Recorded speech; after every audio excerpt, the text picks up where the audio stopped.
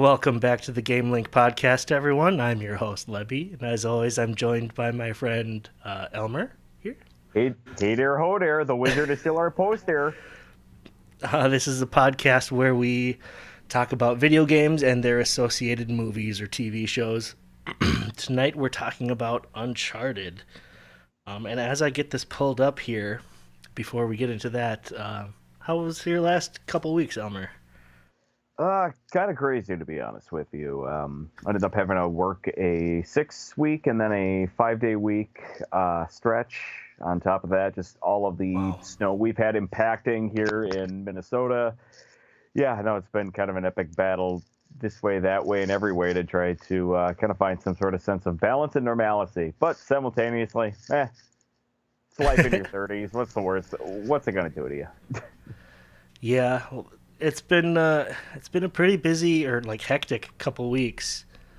Um, yeah, I can't say I worked as much as you did, but yeah, definitely a lot of that. Did you like watch any good movies or see anything cool? Pretty much just, continued on with The Mandalorian. That is still ongoing, which reminds everybody that Pedro Pascal is the ultimate modern daddy that all of us have been thirsting for. And then he's also continued doing that, which just wrapped up last week on The Last of Us, which Hmm. potentially was going to be our episode for this evening, which is going to potentially somewhat tie into this evening. But we decided, no, our next in-person episode we record, we're going to have to talk about that. And Yeah. yes, I've got a feeling you and I are going to have words on that show. Yeah, that's one I'm definitely looking forward to. Um, but it's kind of good that we wait a week because then we might give some people to catch up if they're a little behind and we don't want to, spoil everything. Oh, definitely, But definitely. yeah, I'm pumped to talk about it. um, yeah, let's see. What did I do?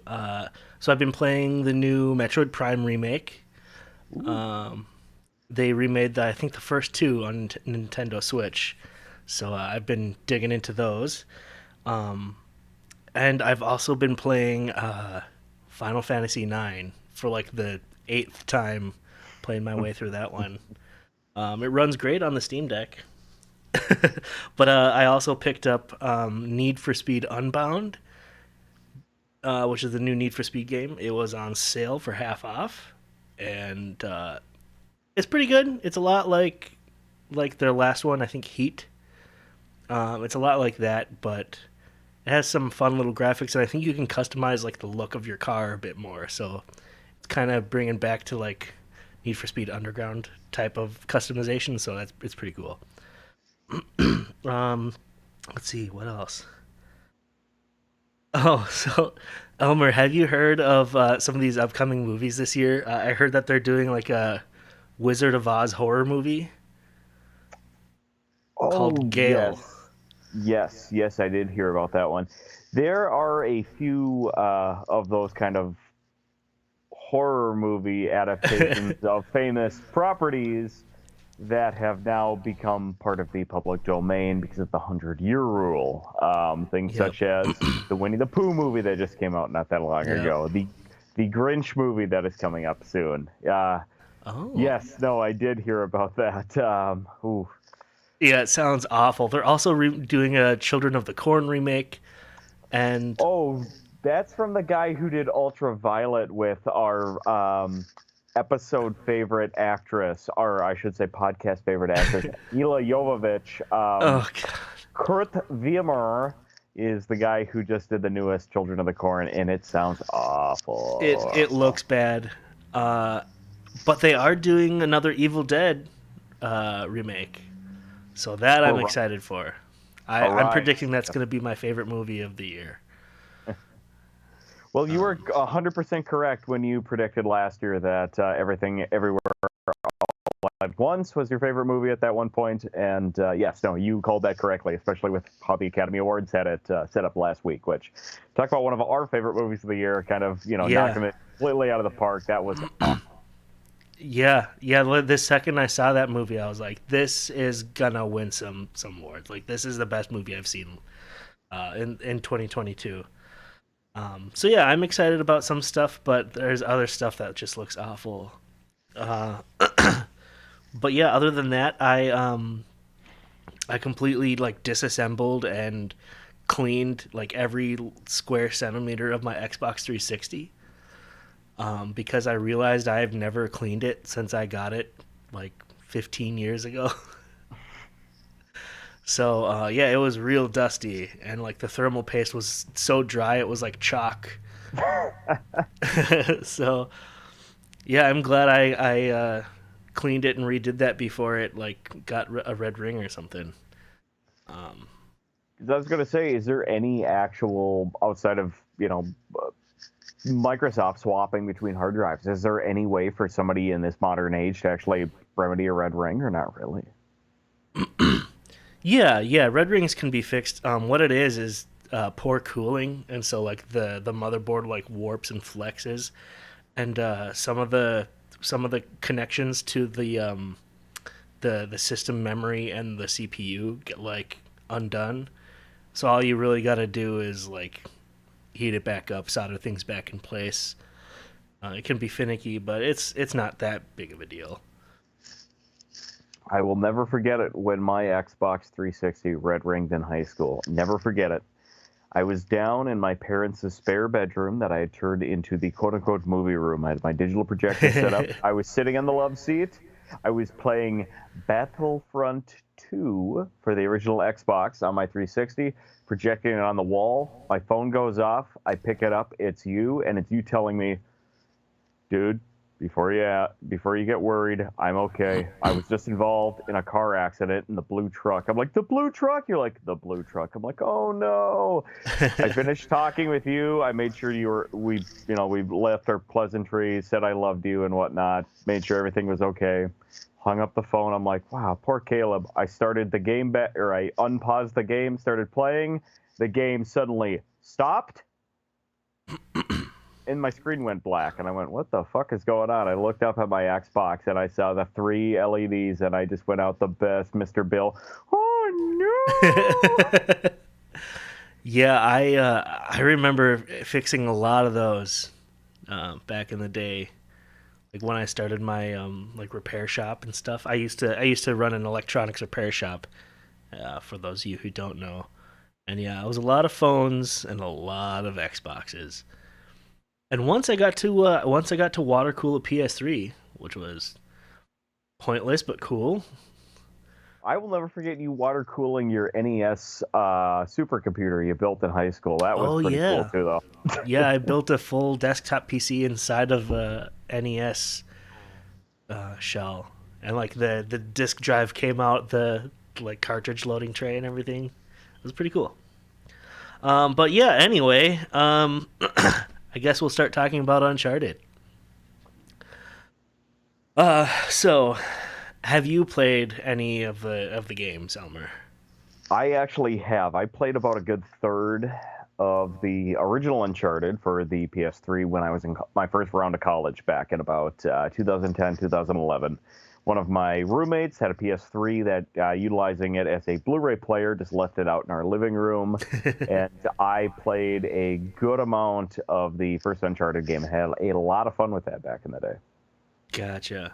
Yeah, I it was one I could never get into, but I did play a little bit of like a couple of them. Like I had one on the PS Vita, and for those fellow Vita owners, the first few years, you were really struggling to find pretty much anything to play. So I did play a bit of Uncharted on the Vita, but I think I also own one for like the couple for the PS3. Maybe they had one on PS4. I don't know, but they're the way I would describe it is a Tomb Raider knockoff that isn't as fun to control. If that makes sense. I'm talking about like the new Tomb Raiders, not the old PlayStation 1 Tomb Raiders. But from what I remember, it was just a lot of time spent on climbing animations and finding ladders. So like like I don't know, like God of War or anything like that. When you're climbing, it's just a lot of like move, pause. It's just pretty much padding out the time. But the thing I would find interesting, the story, I never got to experience because I just never played enough to get any of it. So I tried to stay optimistic about a Marky Mark movie. Um, it has a really good audience score and like a pretty poor critic score. So I'm sure we'll get into that later. But I decided to look up a little bit of info on the first game, which is called Drake's Fortune. Came out in 2007 for the PS3. Naughty Dog. Man, we're going to talk about two Naughty Dog properties in a row. Naughty Dog decided to release Uncharted specifically only on Sony consoles. And they made like a lot of Uncharted stuff. I think there's 3 or 4 games in the main series so far. Then there's like a bunch of, yeah, 4. Then there's a bunch of spin offs and little side games.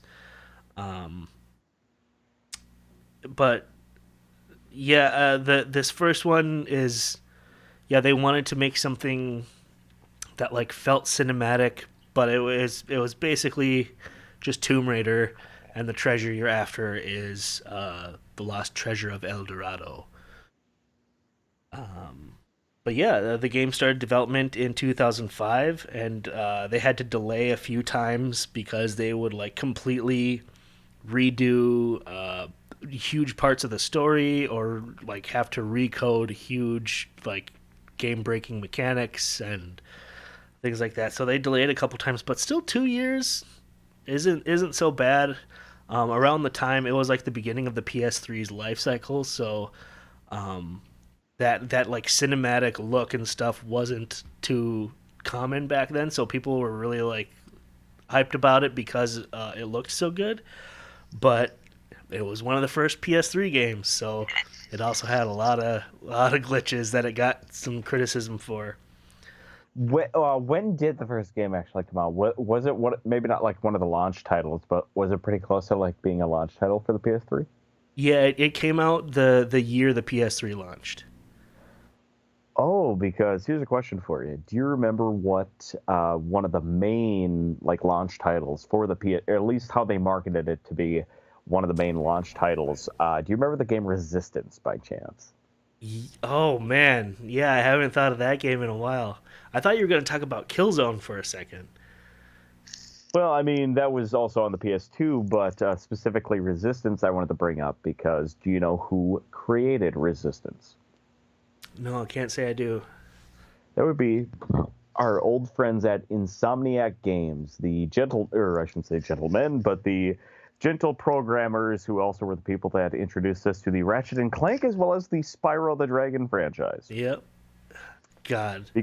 Because Naughty Dog, our good friends over there, what are the 3 other franchises outside of The Last of Us that debuted on the PS3? But who are the other 3 franchises between the PS2 and the PS1 that we all know and love? Ratchet and Clank and what was the Not other Naughty one? Dog. Oh, Naughty Dog. Was Naughty Dog Crash Bandicoot?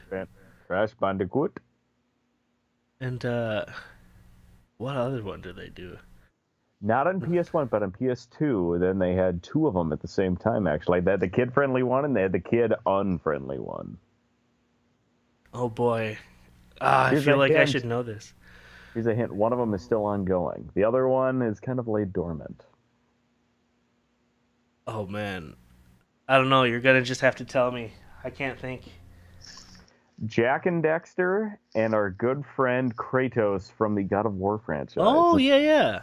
2 different teams from Naughty Dog went on to do, and then for some strange reason they came back together on the PS3 to start working on Uncharted and branched off yet again for Last of Us. So, kind of wild, kind of wild.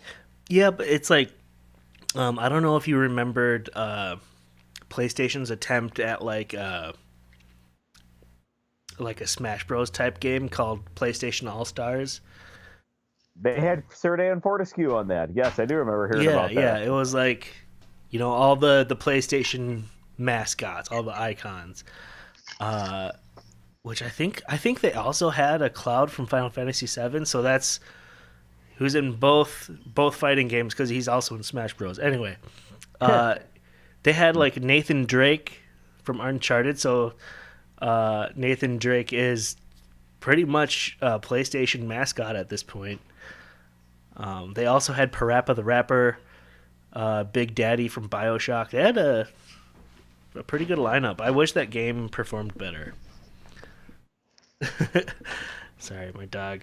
Um, Literally, Bethesda actually hoarded out the Big Daddy into that game, but oh yeah, oh yeah. yeah. They wouldn't get it into Smash Bros in a million years. So Oh, by no means. I'm just kind of shocked. They're just like, yeah, well, let Sony suck on our teat for a little bit on this. That just kind of shocked me. And it's like, oh, well, but yeah, no, Nathan Drake got pretty popular.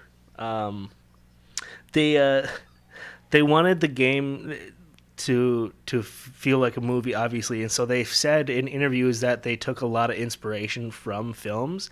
But I couldn't find which film specifically. But I'll let you take a guess. is he named after a state? Yeah, Indiana Jones, The Mummy, even Wait, even Indiana we Jones? What? I thought you were talking about Doc Hollywood. we even got some scenes that felt like the Goonies in this movie. So pretty weird, but yeah, like I said, they wanted like a cinematic game. They decided to go with an action platformer, uh, and it's so jam packed with climbing animations. So I hope you're into that sort of thing if you want to check this out. Um, but yeah, overall, it did well enough because they made a buttload of more games, and yeah, it's not my thing, but a lot of people like it. You're gonna see a lot of similarities with the game and the movie as far as like it feels good, but it leaves you wanting a little something extra. That's why I only played one third of it back in college. Yeah, yeah. But And it anyway, took me a. what? Sorry, I was going to say it took me a second there to realize when he said, they took a lot of inspiration from films, and for the most of it, it's a lot of climbing animation. And I just went, wait, is he still talking about the video game, or did we move over into the movie without me realizing it? Oh, fuck. Little of both. Little column A, little column B. But yeah, what did you find out about this piece of movie here? This piece of movie. POM piece of movie. Um, so you said this came out originally in 2007. Yeah, yeah. This movie has been in active development since 2008, thanks to Sony, the same company that owns the PlayStation, and as well as being the people who are contractually basically binding Naughty Dog to their bend and will, at least with how you look at their performance from the PlayStation 1 up to the PS5 now. Anyway, they have been actively trying to make a movie underneath their former Columbia, now Columbia TriStar Sony Pictures logo. They've been trying to make this movie since 2008, and they've had everybody since David O. Russell of Silver Lining Playbooks fame to Sean Levy of motherfucking Free Guy with Ryan Reynolds fame, back and forth bouncing between trying to get anybody to play this movie. I mean, let's put it this way. When David O. Russell was trying to make the movie, it was supposed to be our good friend Marky Mark of the Funky Bunch, Mark Wahlberg, playing Nathan Drake, with Robert De Niro playing Sully. And now in this movie, we have, But it's been Marky Mark 15 playing years. Sully. Yeah, no, exactly. It's like, that's how far 15 years can take you. You're just like, holy shit. But Well, it's crazily, okay. I'm not sure about you, but I'm sick of seeing Marky Mark in movies. He really just he just hits that one note and that's all he can do. I kind of loved. I I shouldn't say kind of. I really kind of love Pain and Gain and him in that. It's just I'm less like, nah, he's smarmy enough. I could see him playing a good sort of smarmy character like a Sully or a Nathan Drake. But this movie was not the movie for them to try to play Sully or Nathan Drake. I mean, Jesus Christ. But Oh, so originally, this film was supposed to start shooting just prior to the lockdown that involved with the 2020 COVID-19 outbreak. And it was supposed to be originally directed by a guy by the name of Dan Trachtenberg, a gentleman who also directed 10 Cloverfield Lane. About 2 months before production was supposed to start, he got pissed off at Sony, rightly so, because everybody else who's ever had to basically work for Sony will agree that they are a fucking nightmare and a half. Just look at everybody who's even touched the Ghostbusters franchise in the past 15 years. But so Trachtenberg left that, went on to write and direct Prey, the newest Predator movie oh, that that's a just good came out one. last summer.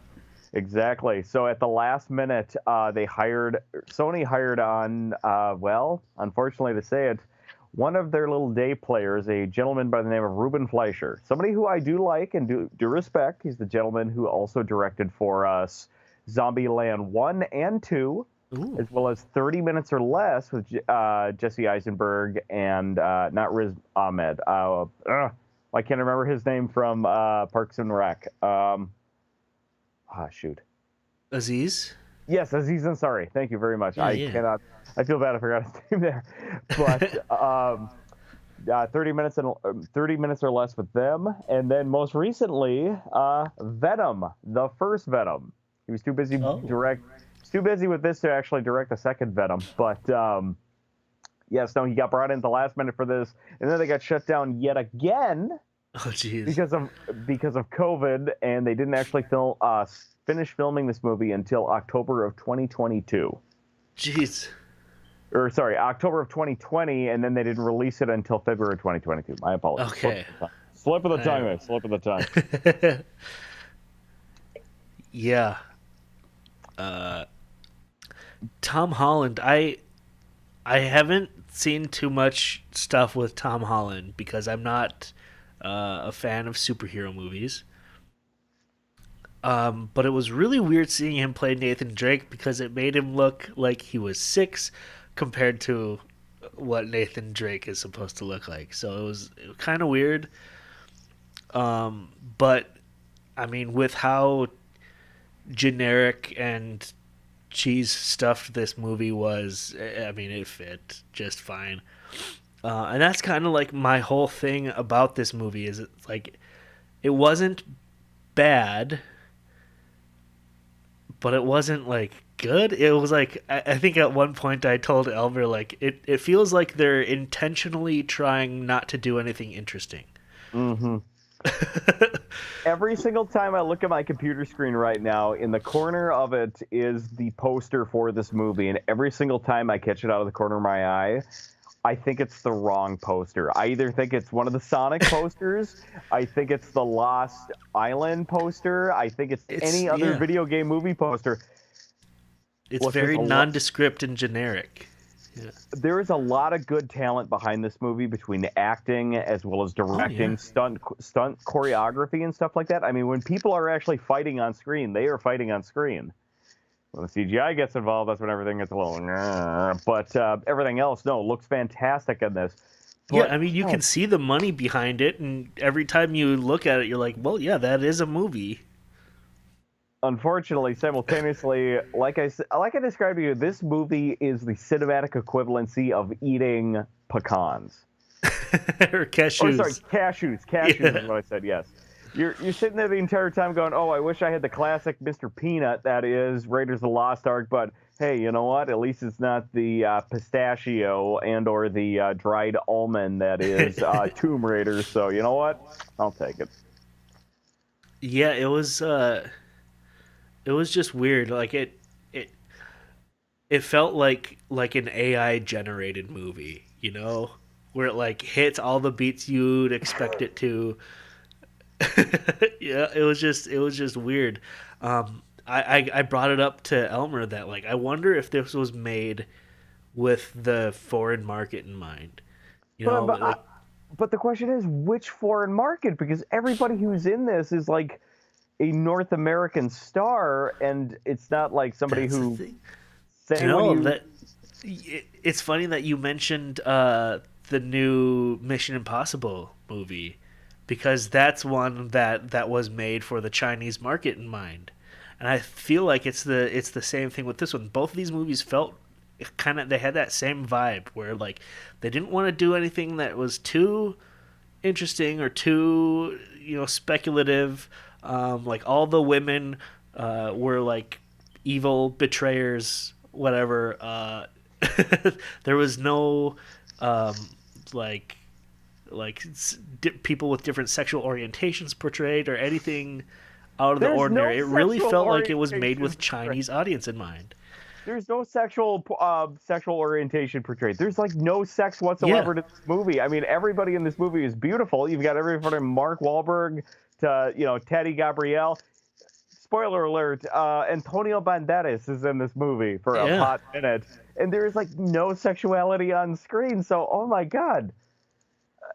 I guess when I normally think of to a lot of the foreign markets when they do their portrayals of this, I'm normally thinking of almost like the Transformers with Paramount or the Iron Man Yeah. 3 with Disney route, where they actually shoot scenes in China, or they actually go, Oh "Oh yeah. hey, oh hi, famous Chinese actor, welcome to our movie." Oh hi, American audiences, how are you doing? Let me be introduced in your movie, so to speak. So yeah, Well, there's not quite that in this, but it would once it would also explain a lot of the like complete milk toast storytelling. You know how they telegraph everything and they go over things that previously happened like quite a bit. So it's almost like they really want to make it clear what's happening to people who don't speak English. It's weird. It feels gross, but it's like it's a watchable. Like if I went and saw this at a theater, I wouldn't feel like I wasted my money, but it would just be another thing I did. as somebody who went and wasted their money at the theater to go see this, I can tell you right now, walking out of it, I'm like, I didn't waste it. Yeah. So keep that in mind. Your parents or your kids would probably love it, right? This feels like, come to think of it, this feels like the greatest episode of Where the World is Carmen Sandiego we never got. I mean, it really does. Right? Like if this aired on daytime cable and your dad happened to watch it, he'd probably call you up and go, "Hey Elmer, I just watched this movie. It was pretty good." Whoa, whoa, whoa, whoa, whoa. This is on Sony, so this is going to be on Crackle. Oh, thank God I didn't enable their Roku to have Crackle on it, or he probably would. No joke. Elmer Sr., sorry, Elmer the Second. I'm technically Elmer the Third, but Elmer the Second actually did call me back in the day and go, "Have you seen the new Robin Hood movie?" I'm like, "There's a new Robin Hood movie?" He's like, "Yeah, look at this young kid in it." And I looked it up. I'm like, "Wait, you're watching a Robin Hood movie that came out, made like $5 million at the box office, and it stars the guy from Rocket Man with Elton John, as well as the guy from the what do you call it, Kingsman movies?" I'm like, "You're watching that movie?" And he's like, "Yeah, I've watched it like 6 times already. It keeps playing it on cable. It's pretty good." I'm like, "Oh no." Okay. I'm like, "Okay, are you just watching it because it's something different, or are you watching it because every time you see Robin Hood, you think it's the one with Kevin Costner?"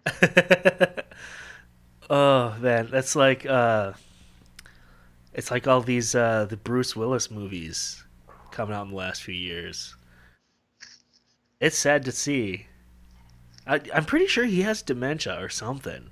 He does. No, they confirmed that one, he was what a lot of people were suspecting. He was basically trying to make a lot of these movies just to try to crank out some less dough for a combination of Yep. the medical bills and stuff like that. So no, they were able to confirm that. But the family did comment about a month ago that yes, unfortunately, Bruce Willis actually has You been diagnosed with dementia in the you past couple of weeks. you can tell. You can tell. I don't know if you've seen any clips of these new movies he's in, but he if he has any lines at all, it's usually just like, "Yep, uh huh, Oh. yep." And So also, unfortunately, also on top of when it comes to actor tragedies and stuff like that, we should probably address it. oh right, It's going to be a very bittersweet one when you and I finally do the Netflix Resident Evil series, yep. which I mean, in some ways, thankfully, was canceled after the one season because it sounds like it was dog shit. But everybody was loving him in it. Rest in peace to the great Lance Reddick of The Wire, as well as the John Wick series and Fringe fame, who passed away in his sleep unexpectedly at the age of 60. You know, rest in power, dude. You were It awesome was in everything you were in. Yeah, it was really weird when I found out because I had no idea he was 60. Dude looks 38. It was crazy, but I don't know how much Eric Andre show you've seen, Elmer. But he Good was point. on an episode of the Eric Andre show once. He comes out in burlap slacks, hands chained together, and then he had a Geordie LaForge visor on his eyes. And he's stomping around going, I wish I was LeVar Burton. I wish I was LeVar Burton. It It's was a Roots joke. It's a Roots joke on top of fucking Next Gen. Oh my god. it was pretty good. I'll have to send you the clip, but Oh my god. Please tell me he had a book in his hand too, so there's a Reading Rainbow reference in there somewhere too. no, I don't think so. Oh, But I'll look it up and I'll send it to you. But oh, that's wild. That is fucking wild. yeah, he was a cool dude. So rest in peace, I guess. Well, let's see. What even happened in this movie? This was a weird one because it made you feel like there was good guys and bad guys, but they're all just kind of bad guys if you think about it. Oh, if you really think about it, all of them are bad guys because it's like, oh, look, I'm a pickpocket slash a shitty bartender. And as well as, Yeah. oh, hi, I'm a con man. Also, I'm also raiding, actual historical sites and, stealing everything I can for Yeah. treasure out of these. It's just two different groups of criminals that are trying to steal or find this hidden treasure. But Tom Holland is the main character, so you're rooting for him, obviously, even though they're all pieces of shit.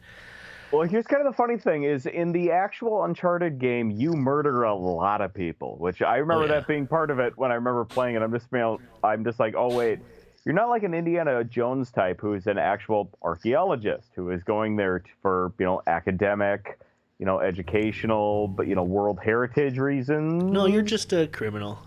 Yeah, no, exactly. And the games are just like, oh hey, look, there's a guy who's on this dig site, bang, bang, bang, and it's just like I just killed a lot of people.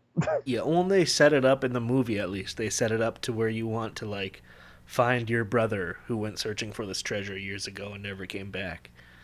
Uh, but like also he was just the same, I don't know. There's no good guys. Tom Holland and Marky Mark team up, but this is like the thing. Everyone teams up, but everyone simultaneously hates each other and is constantly betraying each other. That means the audience is supposed to like him, right? Yeah, Right? yeah, it helps you. Yeah, it helps you kind of really connect with these characters. So that happens throughout the whole movie is them working together and getting betrayed, and working together and getting betrayed, and following each other around the world, whatever, looking for this treasure. There were some interesting fight scenes, a couple little like lines in there that are specifically only for the trailer type of thing. This movie was all about marketing. They put the marquee mark in marketing, is what they did, I hate Marquee to say. marketing. Yeah. There's no doubt about it. They had some sort of an Uncharted burger going on at Wahlburgers during the production of this film. We all know it. Yeah, the Nathan Drake burger. Burger King has the Adam Scott burger. Oh God, it was the Nathan Drake shake. It was the Nathan Drake shake. The Nathan Drake shake. Uh, We yeah, literally but put a fucking burger in the shake, man. come on, put a fucking burger down. I gotta go pray. That's, that's my Marky Mark impression. Then I gotta go stab the eyes out of a Vietnamese man. That's not me being racist. That's what actually fucking happened. It's like, what the hell, people? Ugh. If he could have stopped 9/11. Moral of the story: everybody, go read Mark Wahlberg's Wikipedia. It is a trip and a half. Yeah, so basically, yeah, it's just them getting in fights and stuff. Generic movie happening for most of it, and then they end up uh, finding the hidden treasure, which is two pirate ships shored up in a little hidden cove in a cave type of thing. Which the second I saw it, I told Elmer like, "This is giving me Goonie vibes," which apparently Archangel. Simultaneously, Archangel is also going, Jesus Christ, can they go any harder into the Goonies right now? And then she literally shouted as I get the message from Lebbi going, wow, could they get any closer to the Goonies? She just yells when it shows the side of the pirate ship. She just goes, hey, you guys! Yeah, so that was, I mean, like that scene with the ships, the two shored up ships with all the gold end up getting airlifted by helicopters, and then this crazy helicopter chase slash fight scene occurs where people are jumping from ship to ship to fight each other while they're being flown over the ocean with helicopter. It was really ridiculous, but I suppose it's supposed to be the fun scene of the movie. So But here's the thing, though. I'm not going to lie. I did have a lot of fun with that. It brought me back to a combination of, Disney's Pirates of the Caribbean / Tailspin. I'm having yeah, flashbacks of being, like 10 years old watching that on, Disney Afternoon. But I will say it kind of snapped me out of it when Marky Mark looks down and says, hey, calm your ass down, Jack Sparrow. And I went, oh, the fun's gone now. yeah, this movie, like, if you don't think about it, you could probably enjoy it a bit more. I think I told Elmer at one point, like, I feel like it's supposed to be watched when you're just glazed over, you know? Considering how I saw that at the North Branch Theater, you are not wrong on that. As many people that we know will contest, one of my biggest passions / hobbies in life is sneaking alcohol into movie theaters. Movie theaters who see my name on a ticket run in fear. I'm not paying your goddamn food fees. But anyway, yes, no. With how I think I had at least one about Foster oil size can of local Minnesota brew down my gullet at that point. And I remember this movie being a hell of a lot of fun. I'm just glad I didn't drive home after the fact. But Yeah. Yeah, I don't know if there's enough alcohol to make this movie fun, but and it wasn't bad. I had to get up and start cooking when like the ending of this movie happened, so I don't even know how it ended, but I'm assuming happy ending, right, Elmer? the gal who is the voice of Willow on Disney's The Owl House had a motherfucking pirate ship dropped on top of her. They realized that Spider-Man had a pocket full of gold that he then gave to Marky Mark of the Funky Bunch. Not Amy Winehouse was chasing after them on a speedboat. And then it turned out that Spider-Man's brother was still alive in a post-credit sequence. Oh, cool. They set it up for a sequel that's definitely not going to happen. This made $401 million at the international box office. It's getting Oh, a sequel. it was for an international audience then. It had to have been. Because you're the only person that I've heard that actually went and saw it. Well, when you literally release it in February of 2022, you know that you're setting this one up for success and a half. Interesting. So, can we even do bop or flop? Everything about this is so middle of the road and milquetoast. I Yeah. really don't know how we can. Okay, what do you have any praises or complaints either way? Go for it. Okay, praise that I will give it is that the movie itself, the tone of the movie itself knows what it is. I mean, it knows that it's full of shit and it kind of rolls with it. So I will give it that. it looks uninteresting, and the writing of it is uninteresting at the same token. But everybody who's in it is kind of going on the same level. No one is like beating each other out and like overacting or Right. underacting the movie. I will give it that. So, no, at least it knows what its tone is, and that's Yeah. kind of fun. Although I will say the Nolan North cameo in it just had me go, "Oh look, cameo!" And you're like, "What cameo?" And I'm just like, Nathan Drake's the dude on the lawn chair there, and you're just like, "Oh, I kind of figured that was somebody." Yeah. Yeah, it definitely feels like everyone's supposed to point and go, "Oh, that's someone," but I just didn't know who it was. Well, that's the funny part because that was how he acted. He's just like, "Hey, you guys okay?" They're like, "Yeah, no, we're fine." "Huh, you looked a little bushed." "Yeah, we fell out of an airplane." "Huh, that happened to me once." And the look on his face is, "Fuck you, contractually, this should be me, right?" Yeah, no, I feel the same way. This movie just kind of played it safe with everything, and just like, yeah, had a lot of like talent behind it, but yeah, nobody stands out. Nothing special. It's just like everyone came and did a good enough job and went home. So I wouldn't say it's a bop, because don't go seeking out this movie. But it's not a flop either, because like it doesn't feel like a waste of time. It's a coherent experience. So uh, if you're really bored and need something to watch, I guess go for it. It's the cinematic equivalent of going to the laundromat. Let's put it that way. It sucks to fucking be there, but at the end of it, you're glad you did it. So that's, you know what?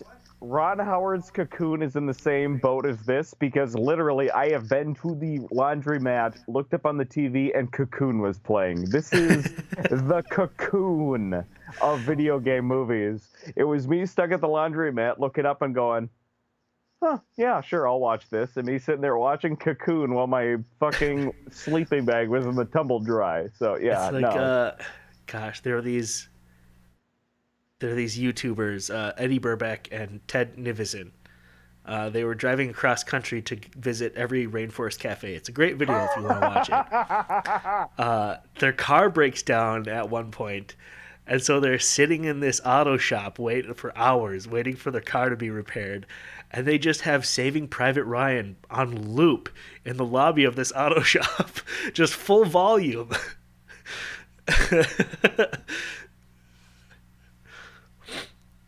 Oh, Yes. also, rest in peace, Tom Sizemore. Was the last time we did an episode, but oh fuck, I don't know why that hit me the right way. Just Yeah, that's good stuff. But okay. Anyway, I think that's about it.